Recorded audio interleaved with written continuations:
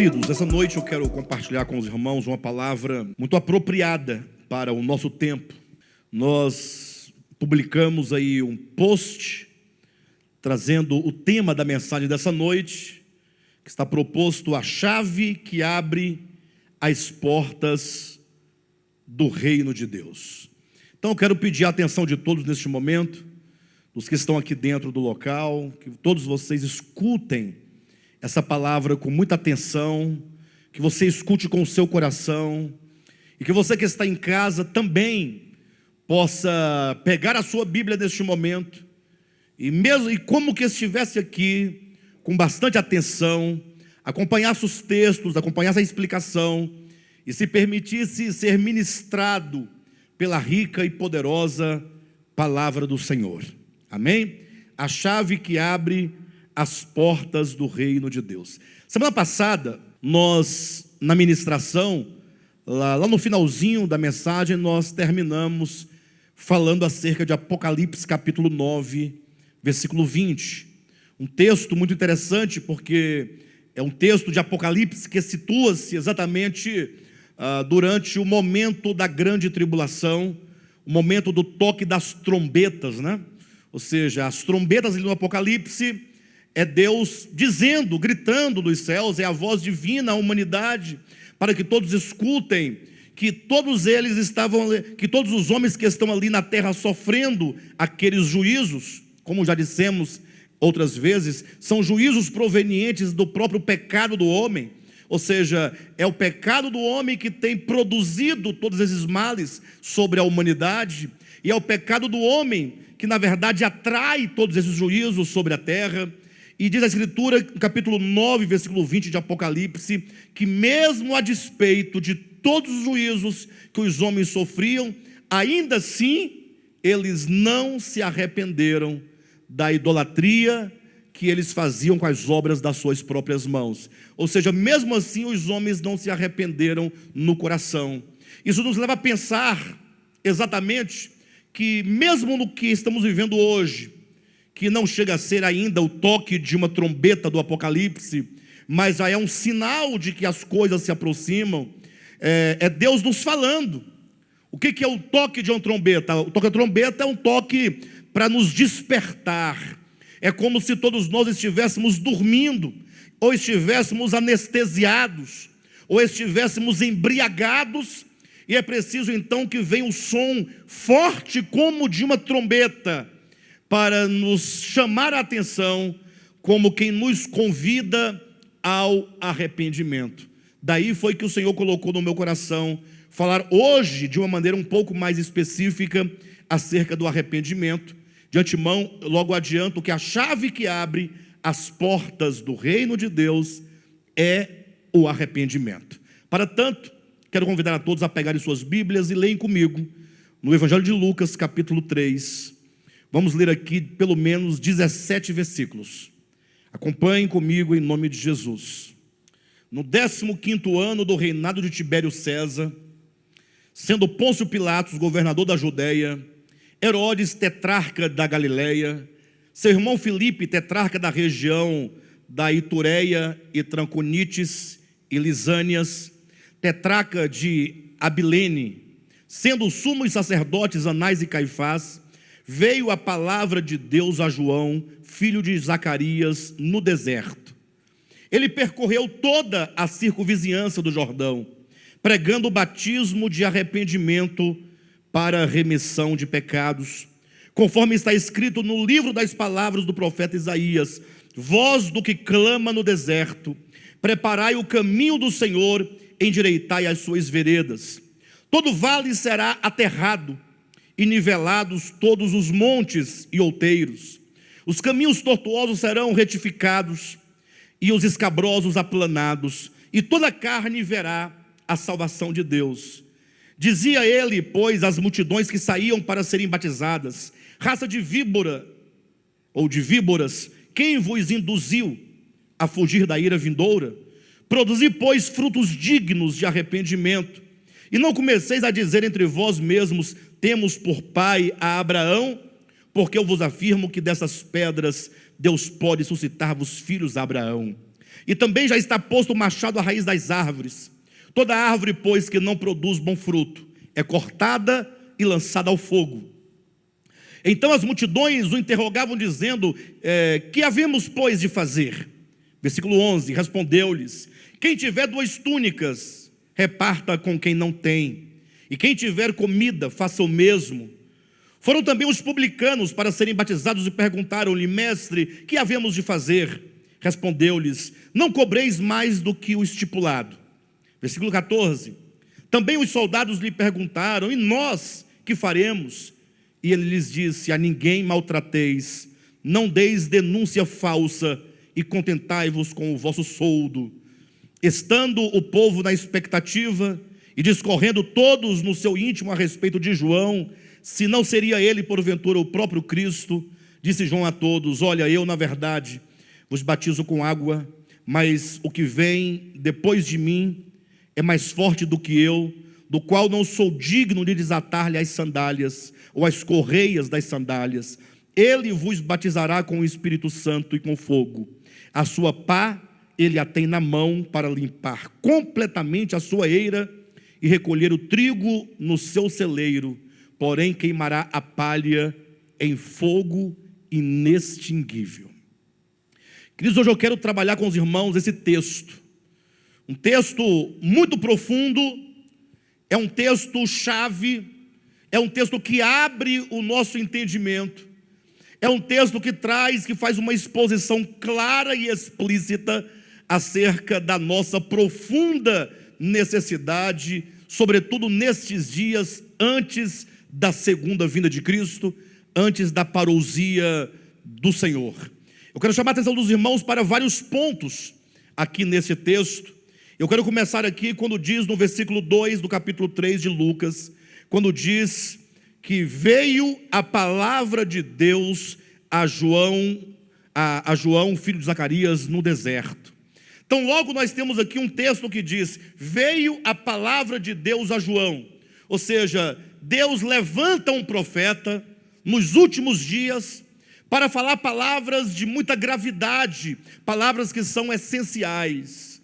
Alguém poderia perguntar: pastor, mas João Batista foi há 2000 anos, antes da primeira vinda de Cristo. Como se diz, ou como você diz, que Deus levanta um homem nos últimos dias? É importante nós notarmos que toda a expectativa escatológica daqueles que viveram no Antigo Testamento se cumpriu exatamente por ocasião do primeiro advento de Cristo. Ou seja, a primeira vinda de Cristo, que é a vinda de sua encarnação, quando o verbo se faz carne, ali é o cumprimento dos últimos dias para aqueles que viveram na época ou na era do Antigo Testamento. Ou seja, aqueles que viveram antes de Cristo tinham os seus olhos voltados para o cumprimento das profecias. E Cristo, portanto, quando se faz homem, quando se encarna, ele é ali a tradução exata e o cumprimento exato de todas as profecias veterotestamentárias. Portanto, antes desse advento de Cristo, antes desse advento do Messias, aguardado pelo povo do Antigo Testamento, Deus então envia ali o profeta João. João Batista foi o profeta dos últimos dias, antes do primeiro advento de Cristo.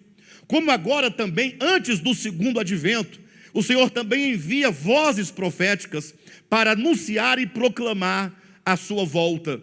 E quando Deus levanta profetas para falar a sua palavra, sobretudo quando Deus levanta profetas nos últimos dias, são os profetas da última hora, certamente o falar destes profetas são um falar grave e é um falar sobre modo essencial.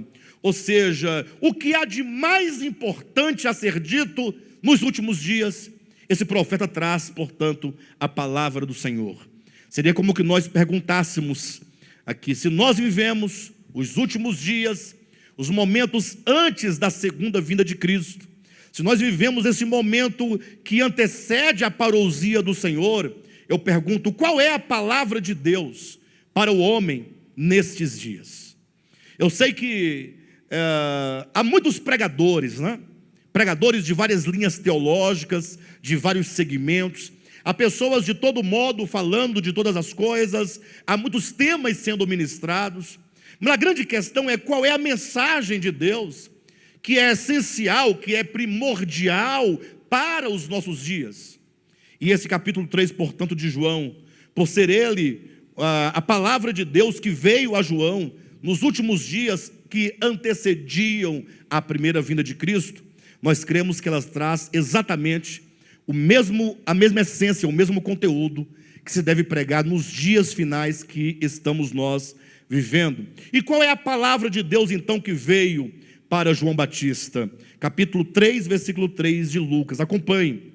Ele percorreu toda a circunvizinhança do Jordão, pregando o batismo de arrependimento para a remissão de pecados, conforme está escrito no livro do profeta Isaías: voz do que clama no deserto, preparai o caminho do Senhor e endireitai as suas veredas. Ou seja, a palavra profética que vem nos últimos dias é uma palavra que diz: o Senhor está chegando, o Senhor está voltando. Ou seja, vivemos momentos que antecedem a parousia de Cristo. E o problema é que muitos aguardam a parousia, muitos anunciam a parousia, mas se esquece que essa vinda do Messias, essa parousia do Messias, ou que seja, essa manifestação do Cristo, só é possível por meio de um caminho. Ou seja, todos aqueles que dizem: ora, vem Senhor Jesus, que gritam Maranata, quantos de vocês desejam pela vinda de Cristo? Eu acredito que todos os crentes desejam pelo retorno de Cristo, mas saiba que para Cristo vir, que é a sua manifestação, a sua parousia, o que comumente nós chamamos de segunda vinda de Cristo, ele precisa de um caminho pavimentado, ele precisa de uma estrada. Olhe na sua Bíblia, leia direitinho, capítulo 3, versículo 4, conforme está escrito no livro das palavras do profeta Isaías: voz do que clama no deserto, preparai o caminho do Senhor, endireitai as suas veredas. Ou seja, o caminho pelo qual ele vem, o caminho pelo qual ele percorre para a sua manifestação, precisa de ser endireitado. É um caminho que precisa de ter veredas retas. E alguém poderia dizer: pastor, mas como podemos então endireitar tais veredas? Como podemos nós pavimentar esse caminho? Se você deseja, veja o que diz então o versículo 5: todo vale será aterrado e nivelados todos os montes e outeiros, os caminhos tortuosos serão retificados e os escabrosos aplanados, e toda carne verá a salvação de Deus. Ou seja, esses caminhos de que diz aqui, são caminhos do coração do homem. Não são caminhos que se fazem simplesmente uma estrada que leva de um lugar para outro. Esses caminhos é o caminho por onde Cristo anda, por onde Cristo adentra o coração humano. O que significa que o nosso coração precisa de estradas planas. Para os irmãos entenderem melhor esta profecia, vou convidar os irmãos a abrirem a Bíblia em Malaquias, capítulo 4. Abra rapidamente, para os irmãos entenderem essa profecia melhor, não é? Capítulo 4 de Malaquias, é o lugar na Bíblia onde a primeira vez aparece essa profecia, versículos 5 e 6. Eis que eu vos enviarei o profeta Elias, antes que venha o grande e terrível dia do Senhor. Essa aqui é uma profecia que aponta para o surgimento de João Batista, de que nós estamos lendo em Lucas capítulo 3. Versículo 6 disse: ele converterá o coração dos pais, ou melhor, ele converterá o coração dos filhos a seus pais, para que eu não venha e fira a terra com maldição. Ou como diz, ele converterá o coração dos pais aos filhos e o coração dos filhos a seus pais. Ou seja, veja que esta é uma profecia que aponta exatamente para uma correção. O ministério de João Batista era um ministério de converter corações. Malaquias fala de um tempo em que a relação entre pais e filhos estaria desgastada. Ou seja, imagine vocês que quando acontece de no núcleo familiar, pai e filho terem problemas de coração, é porque então a sociedade já está num completo apodrecimento. Porque quando chega a atingir os laços mais íntimos e mais profundos, que são entre pais e filhos, é porque então a terra está completamente mergulhada em profundos pecados. Por isso que abrindo em Lucas capítulo 3, nós vamos encontrar dizendo que é preciso que se pavimente um caminho. Esse caminho se pavimenta no coração, ou seja, um coração tortuoso, um coração cheio de buracos, cheio de abismos, cheios de vales, cheios de montanhas. E é preciso então que venha como que uma patrola, né, do Espírito Santo, aplanando os caminhos, preparando caminhos retos. Evidentemente, esta é uma linguagem simbólica que a Escritura utiliza para nos falar de uma profunda conversão do nosso coração. Nós precisamos nos converter a Deus, nos converter à sua verdade. A grande questão é que a ideia de conversão, a ideia de arrependimento tem sido distorcida ao longo de toda a história, sobretudo do cristianismo. Isso porque imagine você que alguém ouve uma palavra, uma pregação, ele aceita Jesus e diz, nesse dia tal eu me converti a Jesus. Eles entendem conversão no sentido de que alguém, num dado momento, ele entra para uma certa instituição religiosa. É o dia que ele aceita, né, aquela instituição como sendo a instituição correta e aceita os dogmas daquela instituição como sendo uma expressão da verdade. E se esquece que conversão e arrependimento são eventos que ocorrem no coração do homem, de modo a transformar completamente a sua forma de pensar, a sua forma de apreender o mundo, a sua forma de interpretar as relações. Ou seja, há uma mudança completa no ser do homem, no ser interior. Por essa razão é que quando aqui João Batista aparece pregando, pense comigo por um momento, no deserto, e as pessoas iam chegando para ele, e ele dizendo, olha, arrependei-vos, porque é chegado o reino de Deus. Então até então chega essa expressão, arrependei-vos, né? É uma ordem, é preciso que se arrependa. Ou seja, se o reino de Deus está chegando, requer-se de cada um arrependimento. E aí vem então algumas perguntas que nos abrem o sentido, o entendimento do que seja arrependimento. Logo, diz a Escritura, que vieram a João Batista as multidões, depois foram a ele os publicanos e depois os soldados. E todos esses três grupos de pessoas perguntavam a João Batista a pergunta que todos nós precisamos fazer. Ou seja, diante da grande questão, arrependei-vos, porque é chegado o reino de Deus, as multidões perguntaram para João, sim, e o que nós então devemos fazer? Veja aqui uma pergunta de ordem prática. Pense comigo por um momento. Digamos que eu diga para vocês, irmãos, nós estamos vivendo os últimos dias. Estamos vivendo momentos que antecedem a manifestação do reino de Deus. E todos nós queremos entrar nesse reino, no sentido de que nós queremos fazer parte desse reino, nós queremos que esse reino se manifeste em nós.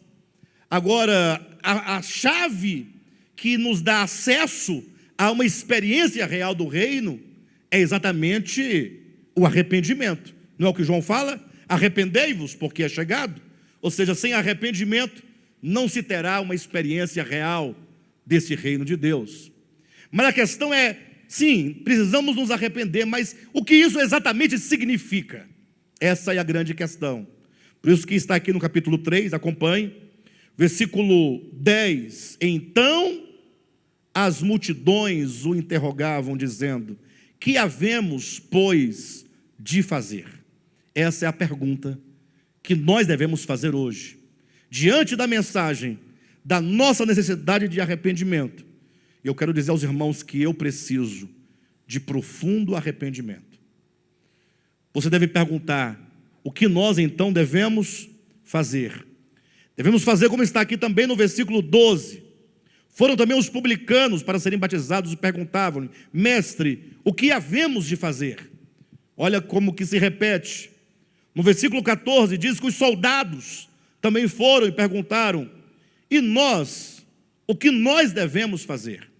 Ou seja, essa pergunta das multidões, dos publicanos e dos soldados, significam claramente que, a despeito do convite e do chamamento para arrependimento, nem as multidões, nem os publicanos, nem os soldados entendiam na prática o significado do arrependimento. E nós devemos ter então este mesmo coração e esta mesma posição. Nós precisamos saber qual é a verdadeira atitude que demonstra o arrependimento. E aqui eu quero estabelecer e instaurar um grande problema. Pense comigo. Quantas vezes você já se arrependeu? Se eu perguntasse aqui para os irmãos que estão aqui comigo, quantas vezes você se arrependeu? Muitas vezes, né? E de muitas coisas. Mas interessante é que quando nós nos arrependemos de algo, temos que pensar esse tipo de arrependimento. Será que nós aprendemos corretamente o que é o arrependimento? Será que quando nós nos arrependemos de algo, nós estamos de fato tendo o arrependimento de que diz a Escritura? Vamos pensar, imagine só um exemplo que de ordem prática, que a irmã Dila diga algumas palavras um pouco graves para o nosso irmão Rodolfo, digamos. Eles ali numa relação de serviço da igreja, de música, ela falou umas palavras, ficou meio nervosa e falou umas palavras que não deveriam ter sido ditas. E aí ela virou as costas, foi embora, estava muito nervosa, e a Eula já pegou pelo braço do Rodolfo também, levou ele para a casa dele, vamos embora, acaba com isso. E aí no dia seguinte vem aquela ressaca moral. Você acorda, fala, puxa vida, olha o que vem primeiramente no nosso coração. O que o Rodolfo e a Eula estão pensando de mim? Puxa vida, o que o pastor agora vai pensar de mim? O que os irmãos do louvor vão pensar de mim? Ou então ela própria pensando sobre si mesma. E aí de repente ela pensa, eu preciso reparar a minha falta. E então ela procura o Rodolfo, liga para ele e fala, Rodolfo, olha, eu estou arrependida, me perdoe pelas palavras que eu lhe falei. A pergunta que eu faço é, será que isso é um arrependimento? Ah, pessoal, lógico, a pessoa falou as coisas, de repente se arrependeu do que disse. Será que não estaria muito mais a pessoa preocupada com a sua própria imagem?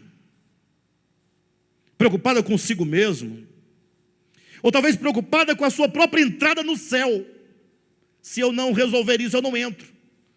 Ou seja, a pessoa, de fato, ela não sofre um arrependimento, enquanto o sentido grego da palavra arrependimento, metanoia significa uma mudança de mente, é uma mudança de coração.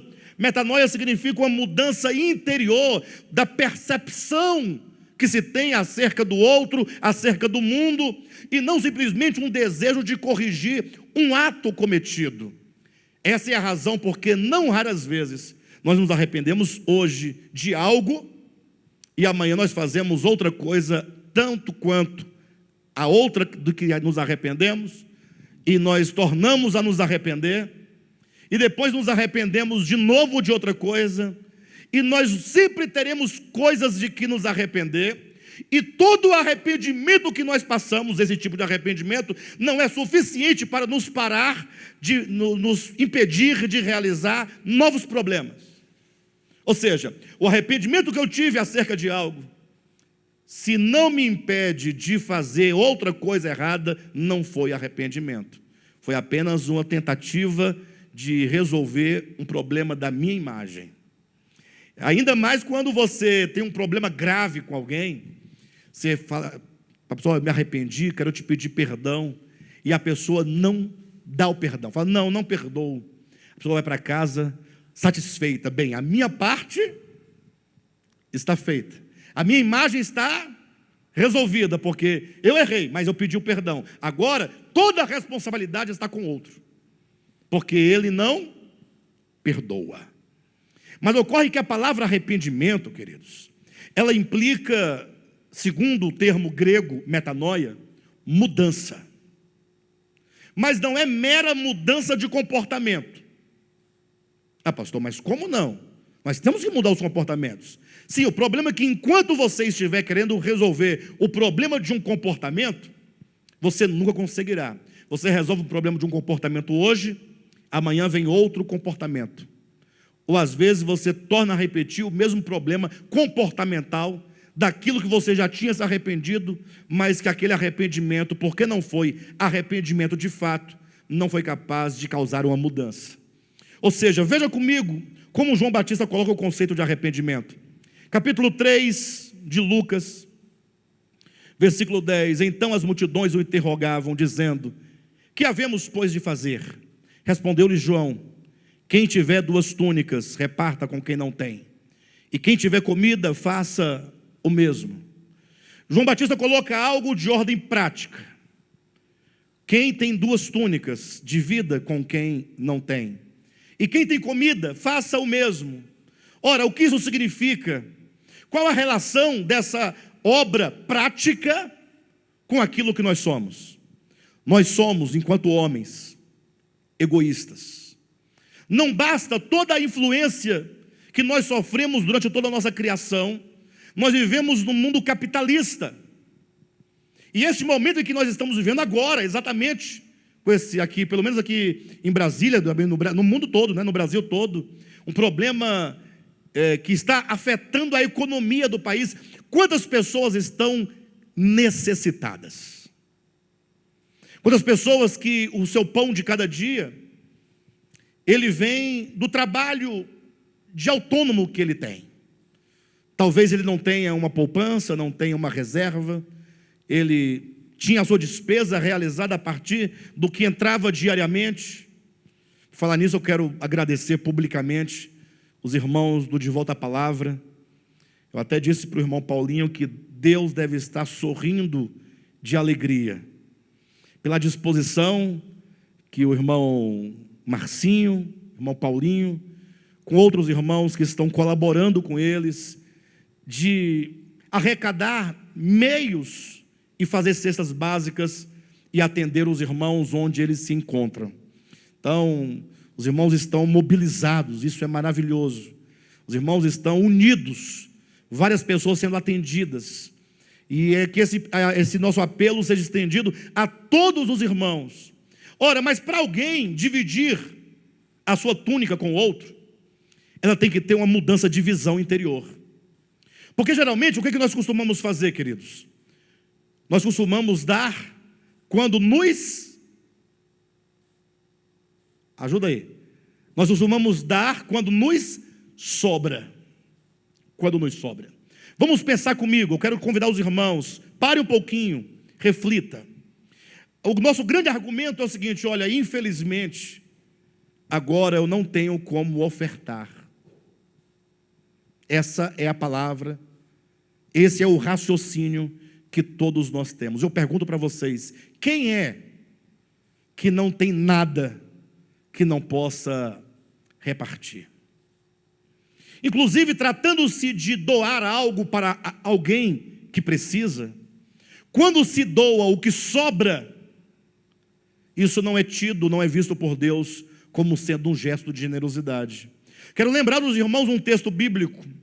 Diz que Jesus estava sentado em frente ao gasofilácio no templo. Lembra daquela situação? Gasofilácio, para quem não sabe, é a caixa de oferta. É o lugar onde se deposita as ofertas. Jesus entrou certo dia no templo e se assentou de frente ao gasofilácio. E diz o texto bíblico que ali as pessoas chegavam, sobretudo os fariseus e escribas, e lançavam grandes quantias de dinheiro dentro do gasofilácio. Jesus observando aquela cena, e os discípulos de Cristo com ele também observando aquela cena. Diz Jesus que de repente veio uma senhora viúva e trazia 1/4 de denário, né? Ou melhor, de um denário não, trazia 1/4 de um valor, me fugiu a memória, mas chega a ser quase que insignificante. Talvez se fosse hoje seria por volta de, quem sabe, 25 centavos, era uma coisa muito pequena. Se você quiser colocar um pouquinho mais para você poder entender o que acontecia, é melhor. O fato é que essa mulher foi lá com essa moedinha e depositou esse quadrante dentro daquela caixa. Vendo Jesus aquela cena, ele perguntou para os discípulos: na opinião de vocês, qual desses aqui, em relação a essa mulher, que deu mais? A pessoa na hora fica pensando: poxa, mas grandes somas sendo lançadas, vem uma senhora com uma moeda, viúva, e deposita esta moeda. Jesus disse: essa mulher, sendo viúva, ela deu mais do que todos aqueles juntos. Por quê? Olha a explicação de Cristo. Porque ela não deu do que lhe sobrava, ela deu do seu próprio sustento. Era tudo o que ela tinha. Neste momento aparece um espertalhão e toma esse texto para dizer que as pessoas devem dar tudo o que elas têm, a semelhança daquela viúva. Mas este não é o ensinamento do texto. Jesus não está querendo dizer que se deva dar tudo o que você tem. Jesus está tratando aqui com a disposição do coração. Ou seja, a partir de uma cena inusitada como esta, Jesus disse: olha, essa mulher é louvada porque ela tem uma disposição de solidariedade, ela tem uma disposição de generosidade. Cristo não está dizendo que se deva dar tudo o que tem. Ele está dizendo que quando você doa daquilo que poderia ser útil para você, você só pode fazê-lo porque você é movido por amor. Só pode fazê-lo porque você é movido por generosidade. Agora eu pergunto para os irmãos, no mundo em que nós vivemos, fale a verdade, século 21, onde está a generosidade? Onde está a ideia não de dar? Dar é fácil. Onde está a ideia de repartir? Porque a ideia de repartir é dar daquilo que é meu. Não é você pegar uma camisa que não lhe serve mais. Lógico que se a camisa que não lhe serve mais estiver em boas condições, é bom que se doe também. Nós estamos tratando aqui de sentimentos. Não me interprete mal nenhum de vocês. Não estamos aqui pedindo dinheiro, estamos falando de sentimentos. Não é nem de dinheiro, nem de comida, nem de bebida, nem de veste, é de sentimento. Foram as multidões a João Batista e perguntaram: o Senhor nos manda nos arrepender porque o reino está próximo. O que nós devemos fazer? Como proceder para que haja tal arrependimento? Ele diz: olha, é uma questão de visão. É uma questão de você olhar para o outro e ver: puxa, eu tenho 2 túnicas, o outro não tem nenhuma túnica. Então eu tenho no meu coração uma visão de que o outro precisa tanto quanto a mim, de que eu devo amá-lo como eu amo a mim mesmo. E portanto ele diz: então você que tem 2 túnicas, dê a quem não tem uma, divida. Ou seja, o arrependimento gera em nós uma visão fraterna. Se não temos uma visão fraterna, é porque precisamos de arrependimento. Se a nossa visão ainda está na matemática do eu acho que eu vou poder doar alguma coisa, esse mês eu vou poder doar 100 para ajudar alguém. Vamos ajudar o ministério de volta à palavra. Esse mês eu não vou poder ajudar porque eu não tenho. A questão é a visão. A questão é que este mundo atual tem uma visão comercial, mercantil, e não tem uma visão de generosidade. O arrependimento, ele altera a nossa percepção. Ele muda o nosso pensar acerca do outro.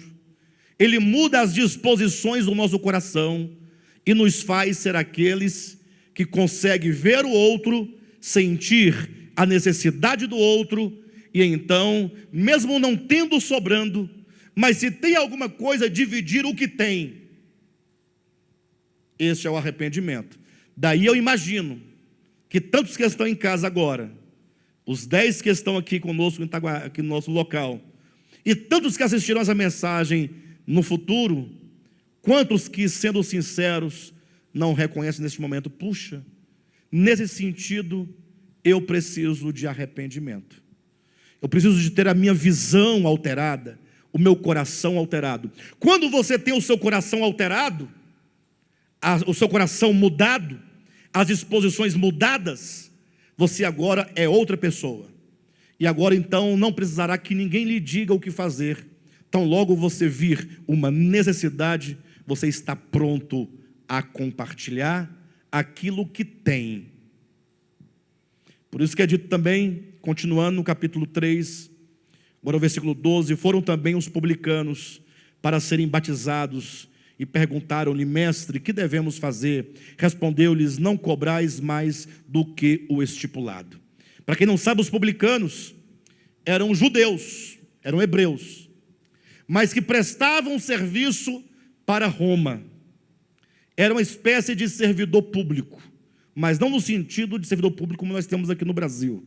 Ou seja, é porque Roma se assenhorava e escravizava o povo de Israel, cobrando-lhes pesados tributos. Então imagine só os hebreus tendo que pagar tributo, pagar para Roma todo mês, pagando ali os tributos, né? Pagando impostos para Roma. E aí Roma contratava quem para fazer o recolhimento desses impostos? Contratava hebreus. Então, os hebreus, de modo geral, viam o publicano, primeiramente, como uma pessoa que era traíra. Eles pensavam: um verdadeiro hebreu não se pode prestar a esse papel de se tornar agora um cobrador de imposto para Roma. Então, o primeiro problema do publicano é que ele era visto como alguém que traía o seu próprio povo.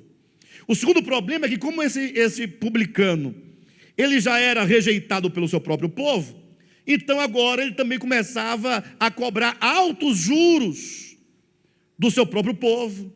E não somente, ele também extorquia o seu próprio povo, ele roubava do seu próprio povo. O grande exemplo seria Zaqueu. Lembra da história de Zaqueu? É dito que quando ele teve uma conversão real no seu coração, o que é dito? Ele falou: Senhor, eu me proponho a dar a metade dos meus bens para os pobres. Qual é a palavra que tem lá mesmo? E se eu extorquir alguém, eu quero devolver 4 vezes mais. Ou seja, o publicano era aquele que geralmente cobrava mais do que era devido. Em termos práticos, hoje nós podemos falar, existe o agiota. O agiota é aquela pessoa que tem dinheiro e fica esperando uma vítima. Quem é a vítima? Aquela pessoa que está no sufoco, aquela pessoa que, se ela não conseguir pagar o aluguel até amanhã, ou a prestação da casa, ele vai ser despejado. E aí então o agiota, aproveitando-se do sofrimento, da miséria e desgraça do outro, fala: eu empresto, mas eu empresto a 20% de juro. Aí o indivíduo não tem saída, o que ele faz? Ele aceita. Essa é a ideia. Mas não se aplica somente ao agiota propriamente dito. Se aplica também a nós mesmos, que não raras vezes nos aproveitamos de uma condição difícil de uma outra pessoa e excedemos na cobrança daquilo que é devido. Então, João vai dizer: vocês que são os publicanos, vocês não devem cobrar mais do que o estipulado. Sejam honestos. O arrependimento gera mudança e nos faz pessoas honestas. Ou seja, não sermos espertos ao ponto de querer ganhar vantagem de ninguém. E olha que esse sentimento de esperteza, pelo menos no Brasil, é muito evidente. Tem até mesmo uma ideia aí de que o brasileiro sempre gosta de muita esperteza, né? Sempre tem aquele jeitinho. Então, o arrependimento, ele gera em nós uma visão de justiça, gera em nós uma visão de equidade. Dificilmente uma pessoa avara conseguiria cumprir um mandamento como este.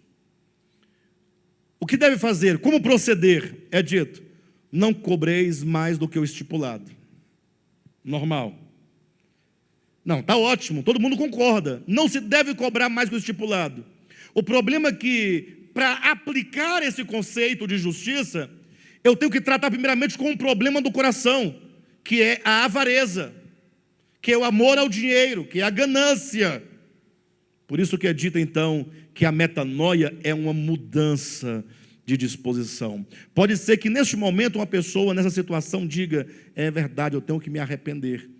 Aí vai lá na pessoa que tinha cobrado muito, fala: vamos tirar aquela parte, vamos diminuir, assim está bom. O problema é que essa pessoa não conseguirá vencer o próximo mês sem fazer a mesma coisa de que tinha dito que havia se arrependido. Porque não houve o quê? Mudança interior. Não houve mudança de coração. Arrependimento é mudança de coração. Chegando os soldados perguntando a João Batista o que eles deviam fazer, eles disseram: a ninguém maltrateis. Essa é a questão da violência. A violência é uma questão não somente do ego do ser humano, do coração do ser humano, mas também é uma questão cultural. Nós nascemos aprendendo que nós devemos ser sempre os melhores. Mas para ser o melhor, você vai ter que usar de algum tipo de violência contra o outro. Nem que seja uma violência de palavras. Quantas vezes a pessoa não tem que falar mal do outro para ele poder se projetar? A pessoa querendo ganhar alguém para si. Eu vi muito acontecer isso na minha vida até hoje. Quem se envolve com a igreja sabe do que eu estou dizendo. Como eu nasci e cresci dentro de igreja, eu vi muitas vezes, não uma, nem duas, nem três, nem 10, eu vi centenas de vezes a pessoa querendo ganhar alguém para si, tem que destruir a vida de um outro, com injúrias, com mentiras, com meias verdades, cometendo violência contra outros. No caso do texto, de um modo específico, os soldados são aqueles que carregam a espada. Eles dizem: olha, no cumprimento do seu dever, você que é soldado, você que é policial, não ultrapasse o limite da justiça, da lei. Faça tudo o que manda a lei, mas não se assenhore do outro, porque o outro está em estado de culpa, no sentido de agredi-lo, no sentido de ofendê-lo. Olha, mas como isso trata com aquilo que nós somos? João Batista diz: olha, o machado está posto à raiz das árvores. E aqui entramos para um ponto muito importante, porque ele diz: olha, o reino está chegando. Irmãos, o reino está chegando, estou dizendo para vocês. Irmãos, o reino de Cristo vai se manifestar. E no reino de Cristo não existe espaço para ganância, para violência, para mentira, para usura. Não há lugar para essas coisas. O problema é que o nosso coração está cheio de coisas perversas, que nos torna pessoas perversas.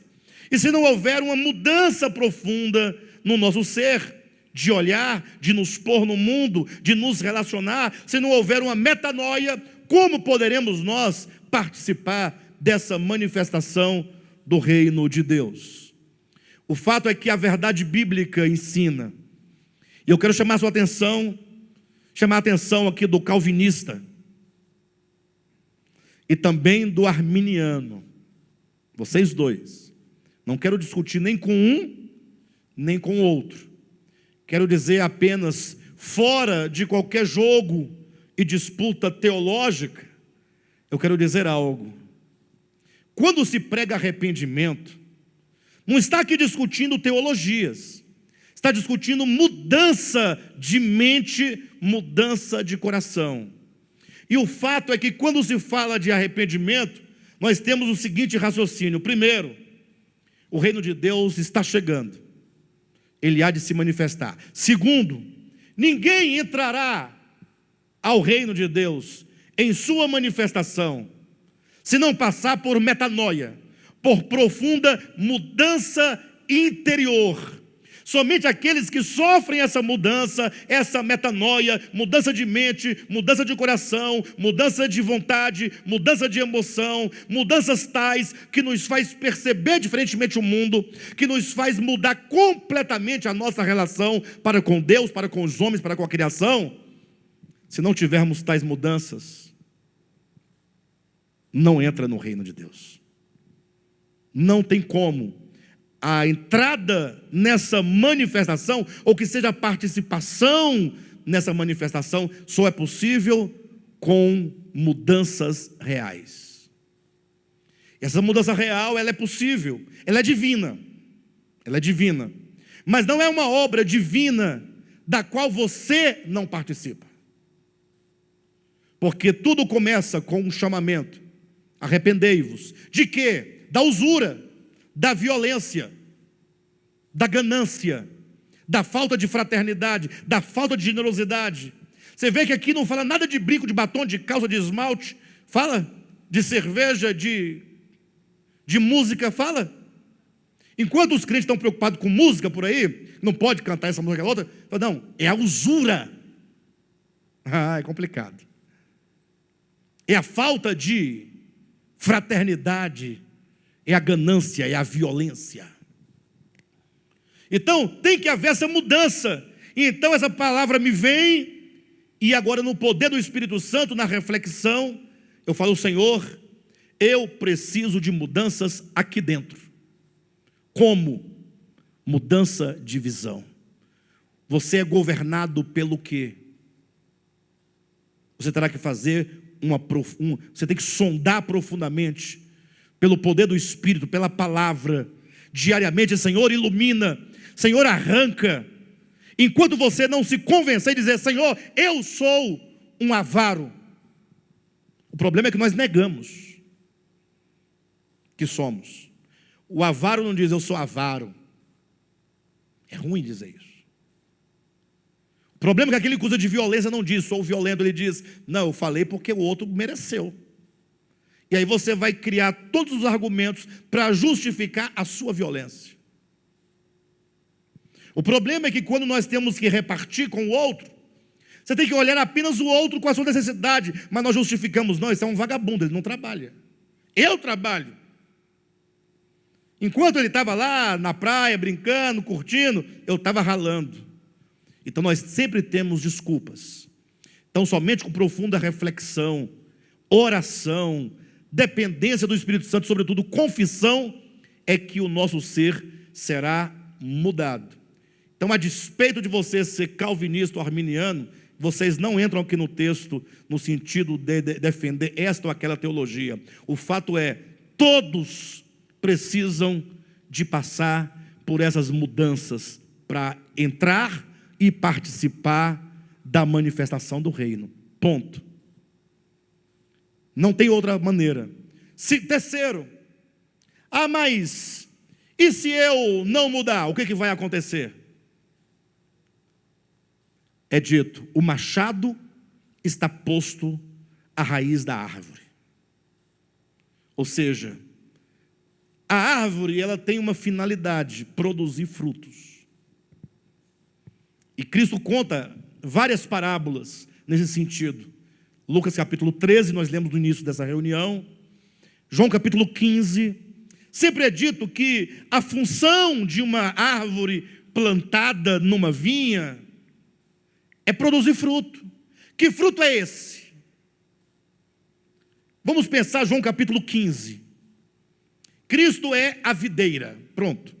Se ele é a videira, então tem uma raiz originária de onde procede um tronco, e isto é Cristo. Dele procedem ramos.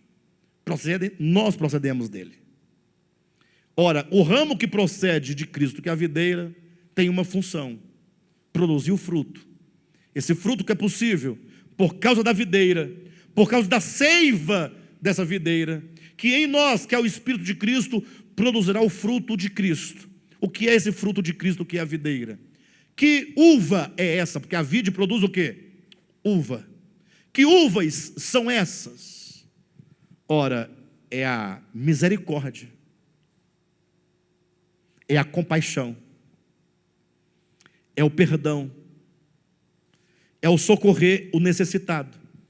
Ou seja, é você olhar o Evangelho, leia Mateus, Marcos, Lucas e João, e tudo que Cristo fez, tudo que Ele ensinou, é aquilo que nós devemos fazer, é o fruto.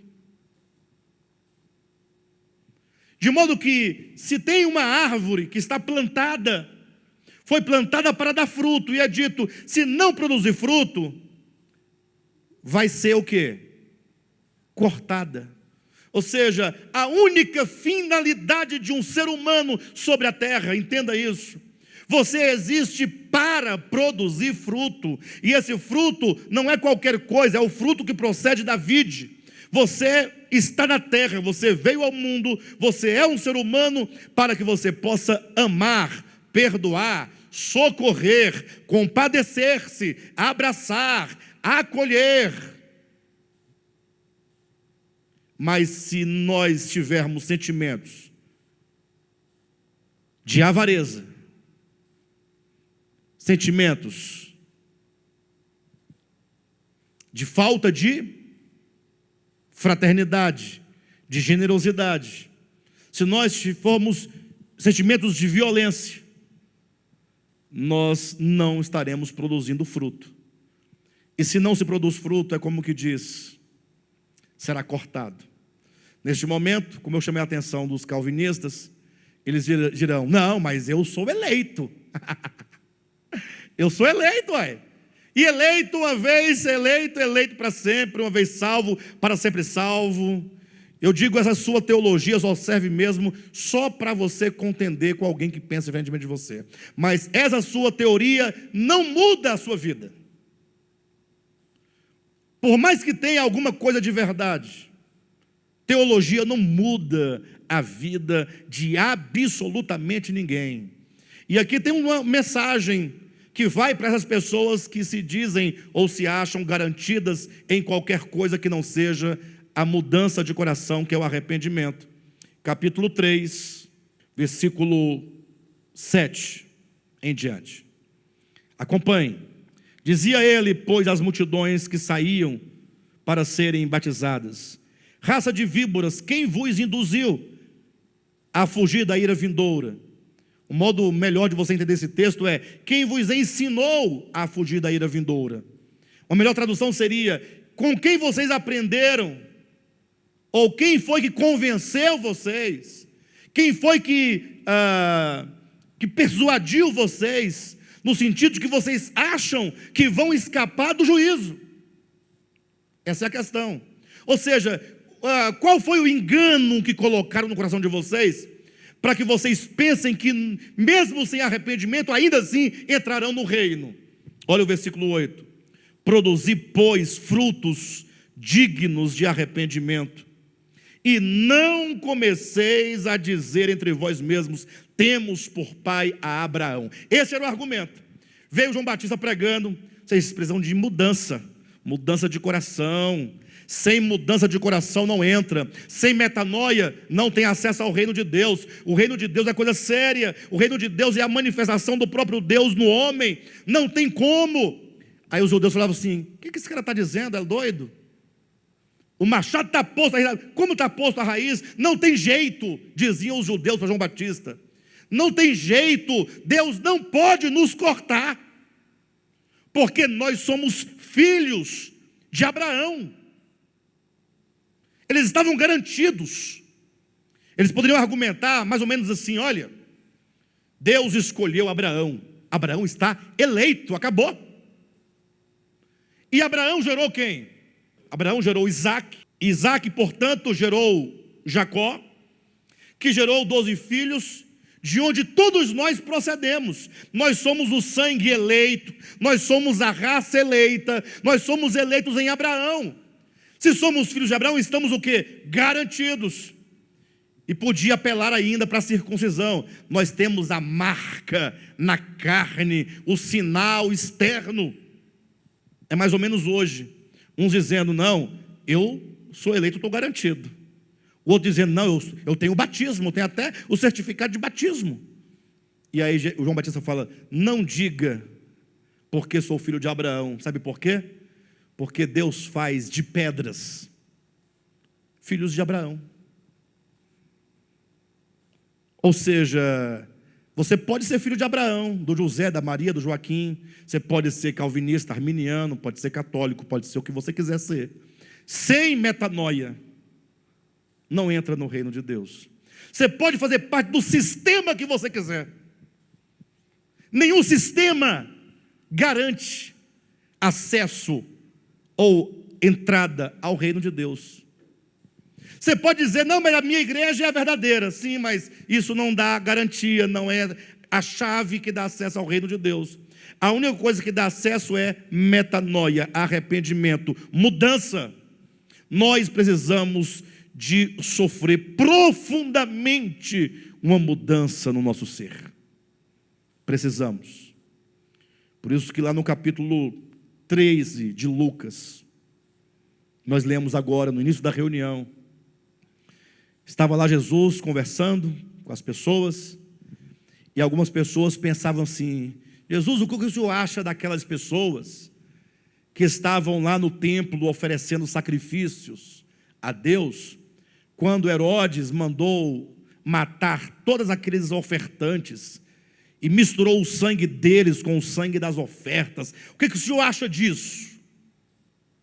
Seria mais ou menos perguntar assim, o que vocês acham daquelas pessoas que morreram quando derrubaram as torres gêmeas nos Estados Unidos, né? Tantas mil pessoas lá dentro morreram. O que vocês acham disso?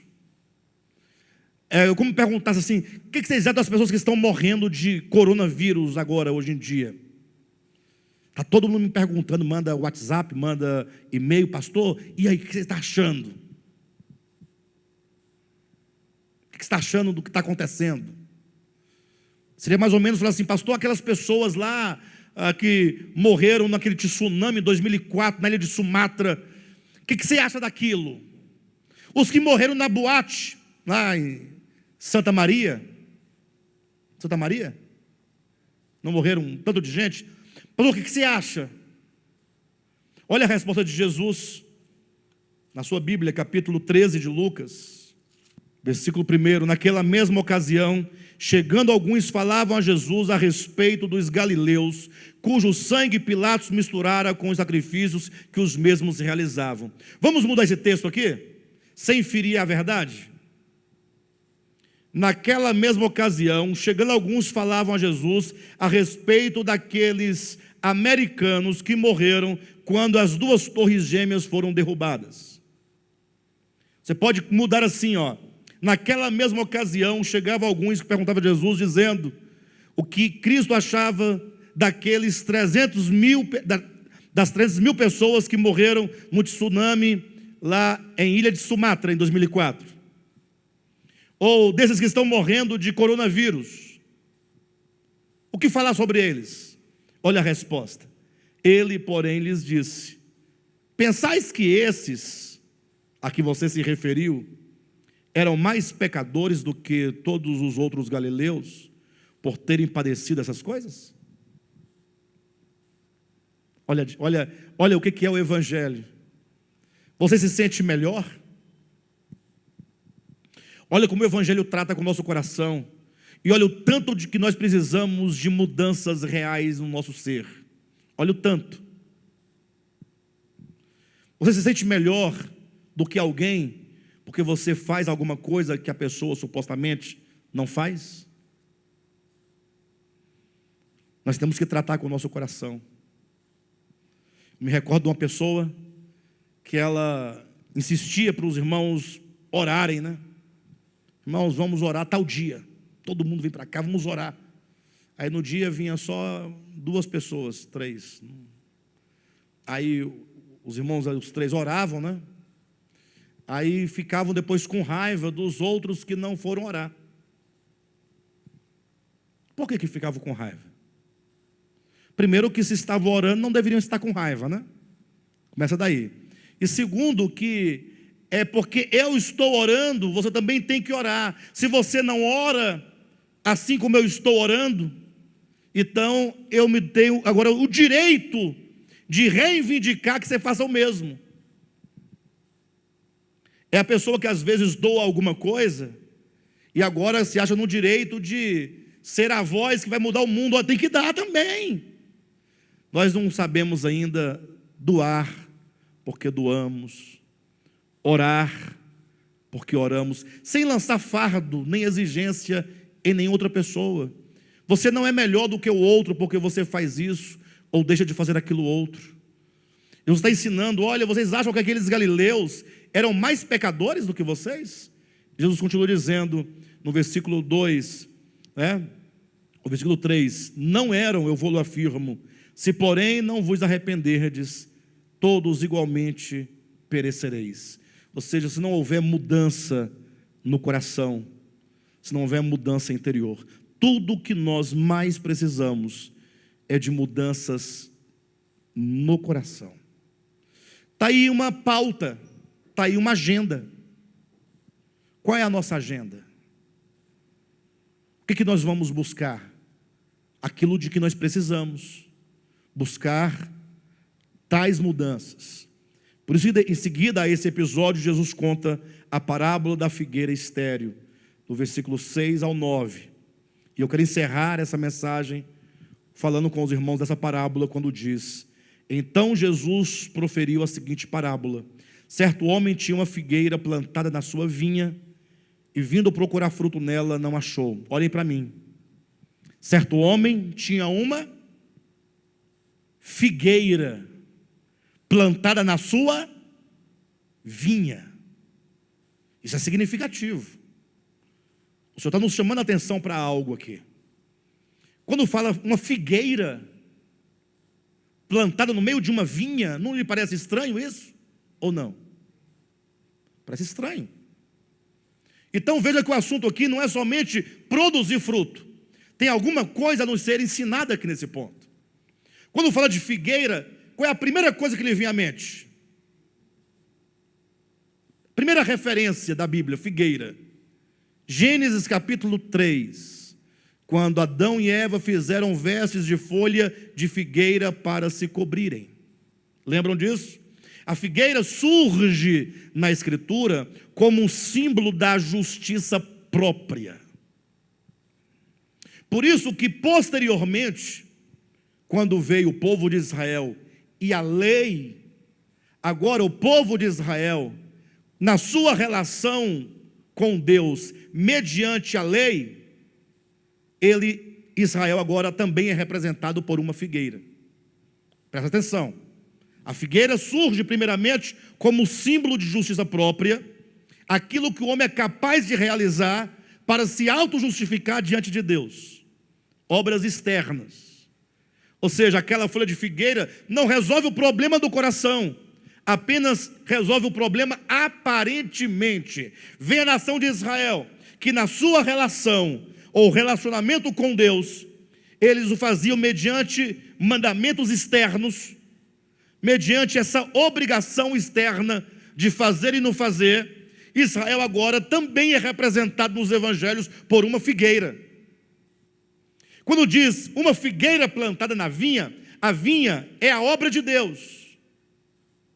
E agora chama-se a atenção para um povo representado pela figueira, no sentido de que esse povo tem um relacionamento com Deus, é chamado de povo de Deus, é reconhecido como tal, mas toda a sua relação para com Deus não era de produzir fruto, mas era de mera aparência. É quando você fala assim: não, eu tenho um conjunto de coisas que me fazem parecer um crente. Quer ver uma coisa? Crente bebe, teoricamente falando. No geral, não. Aí você é abstêmio. Então você já começou a parecer um pouco com crente. Bacana. Crente vai para boate? Não. Teoricamente, não. No geral, no pensamento da cristandade, não. Então você, que também não vai, já começou a parecer com crente. Crente vai para o culto, para a igreja? Está aparecendo. Crente canta no coral? Dá dízimo? Vai para o monte? Então, tendo todas essas coisas, fala assim: poxa, eu estou bem. Isso aí é apenas uma figueira. Deus não quer a nossa aparência. Deus quer mudanças profundas no coração que produzam frutos, como diz João Batista, frutos dignos de arrependimento.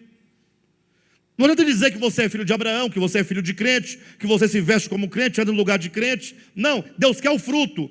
E o fruto que Ele quer não é aquilo que a religião diz que você tem que fazer. O fruto é generosidade, misericórdia, gratidão, acolhimento, dividir o pão, socorrer o necessitado, o órfão, a viúva, perdoar, amar, abrir mão, levar as cargas uns dos outros. Este é o fruto. De modo que é dito que o dono daquela vinha foi à figueira procurar fruto e não encontrou. E aí vem as severas palavras. Ele, chamando o viticultor, diz assim: o que essa figueira faz aqui, se ela não produz fruto algum? Ela está ocupando inutilmente a terra. Em outras palavras, a única razão de ser é produzir fruto. Não produz, é inútil. E então, pode cortar, corta ela, lança para ser queimada, para ser destruída, não serve para nada. O viticultor diz: não, Senhor, vamos dar mais um ano de chance, eu vou colocar adubo, eu vou fazer de tudo, eu vou fofar a terra, eu vou cuidar dela, e se depois de um ano continuar, aí tudo bem, pode cortar. Olha como Deus é bom, no sentido de que Ele fala: se você está como aquela figueira, nessa relação com Deus meramente de aparência, se você se justifica no fato que você é filho de crente, cresceu na igreja, toca na banda da igreja, no coral, é diácono, é pastor, né? Ou que você tem todas as abstinências que a tua igreja propõe. Então assim, olha, Deus quer o fruto. E Deus diz assim: olha, você tem tempo. Será que nós não estamos dentro desse nosso tempo? Esse tempo que Deus nos dá para termos uma mudança? Estamos sim, estamos nessa oportunidade. Por isso que Pedro vai dizer na sua segunda epístola, no capítulo 3, dizendo que Deus não retarda a sua promessa, como alguns a julgam demorada. Pelo contrário, Ele é longânimo para conosco, não querendo que nenhum se perca, senão que todos cheguem ao pleno arrependimento. Então, o nosso clamor nesta noite, e o nosso clamor diante do quadro em que nós vivemos é: não se desespere com corona, até porque isso aí é fichinha diante do que vai vir ainda. Pastor, mas e o que fazer diante desse quadro? Nos arrepender. É a saída. Mas não o arrependimento de coisas, é arrependimento do ser. Eu sou errado, eu penso erradamente. O meu pensamento, não raras vezes, é um pensamento de um banqueiro, é um pensamento de um chefe, é um pensamento de um capitalista, não no sentido ideológico, cuidado, mas no sentido de que você tem que ter, não divide. O nosso ser está errado. O que está errado não é o que você faz, embora também esteja. O errado é o nosso ser. Somente o arrependimento do ser nos faz uma nova pessoa, e somente sendo nova pessoa, porque passamos por conversão, é que entraremos na manifestação do reino de Deus. O arrependimento, que é mudança, que nos faz sofrer conversão, é a chave que abre o reino de Deus para nós. Tá bom?